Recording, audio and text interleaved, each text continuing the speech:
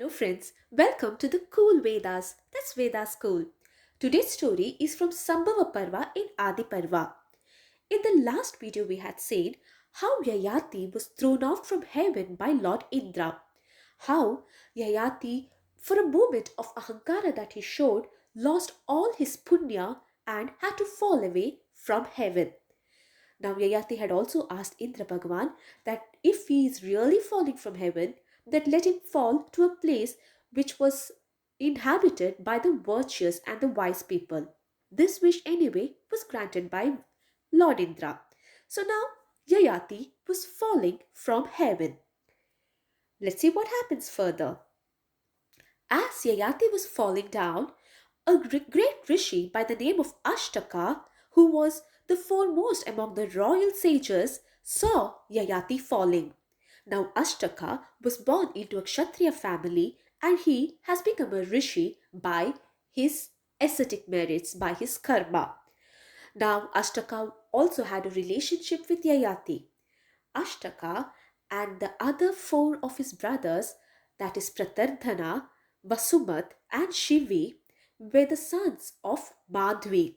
Madhvi is the daughter of Yayati. Yes, Yayati had a daughter too. Other than his five sons, he had a daughter by the name of Madhvi.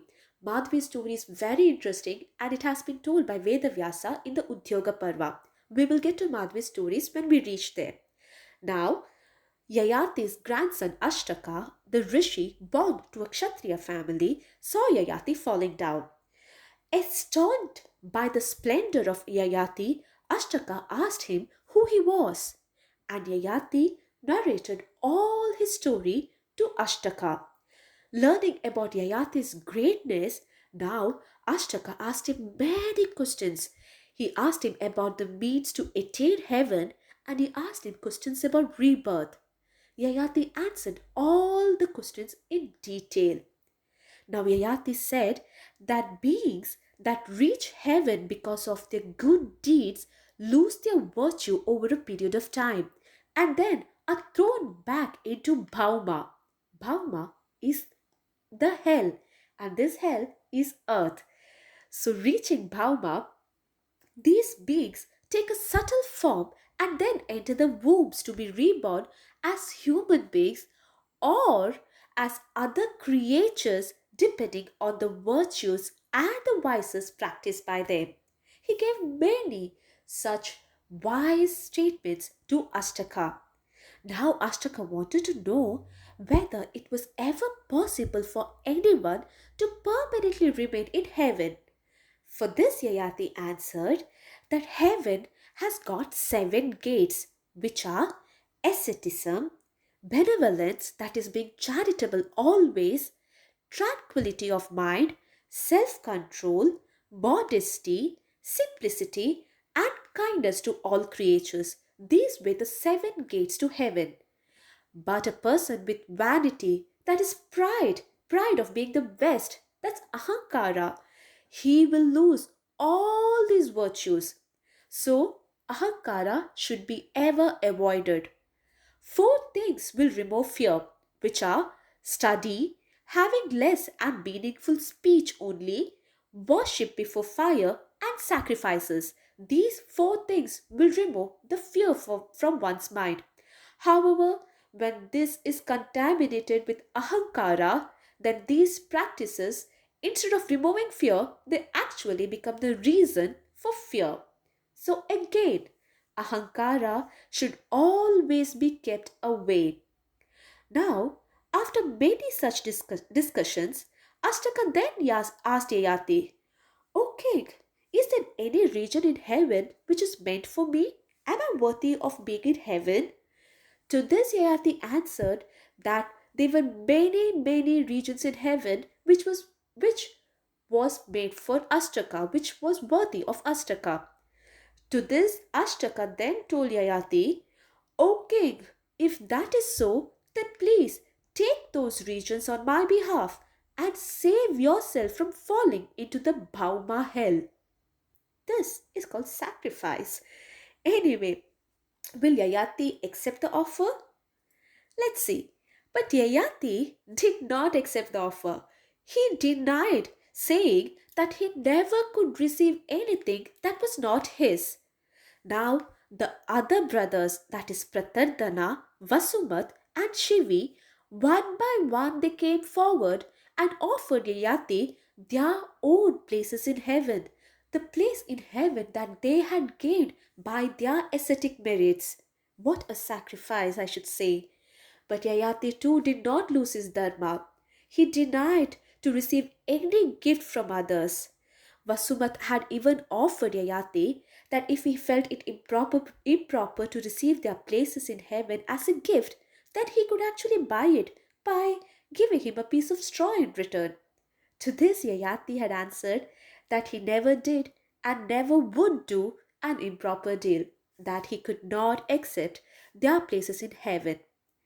Now, seeing this selfless sacrifices by the brothers and Yayati, the gods became happy. So, what they did was they sent chariots to take them back to heaven. Ashtaka was the first one to spot these chariots. Ashtaka saw those five golden chariots in the sky. He asked Yayati what it was, and he said, if those chariots are the ones to take you to heaven, then please, Yayati, get onto it and go back to heaven.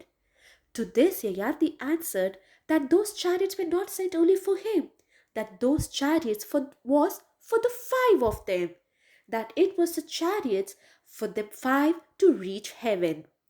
Happily, they all then sat in their chariots and started their way back to heaven. But soon, Ashtaka saw that Shivi had passed them all and reached heaven first. Now, curious about this, he asked, O king, I had always thought that Indra was my special friend, and among all of us, I thought it was me who was deserving of entering heaven first. But how is that Ushinara's son Shivi has already left us behind and reached heaven first? To this, Yayati answered that this Ushinara's son had given all he possessed for attaining to the region of Brahma. He was the most virtuous. He is the foremost among us.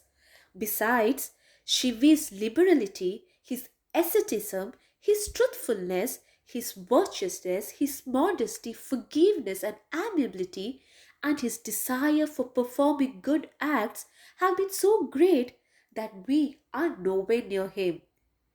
So, it is rightfully Shivi who has to enter heaven before us. Now, this great King Shivi story has been told in many places by Vedavyasa. The stories are told in Vana Parva, in Udyoga Parva, in many Parvas. We will come to the story of Shivi as it is. Now, for now, we are in Yayati's story. So, thus, Yayati got his re-entry to heaven with the help of his grandsons, the four grandsons, Ashtaka, Pratardhana, Vasumat, and Shivi. Now, let's take a pause from the stories of Yayati, as after this, Vaishampayana began telling the glorious lineage of Puru, that is about Puru's descendants, and then he reached telling the story of a great Ikshvaku king. Now, would you like to know more of this Ikshvaku king? And would you like to know what this king had to do with Shantanu, that is Bhishma's father? Let's read along and find out. Please like, share and subscribe our channel for more Mahabharata stories. Do not forget to press the bell icon. Thank you. Namaste.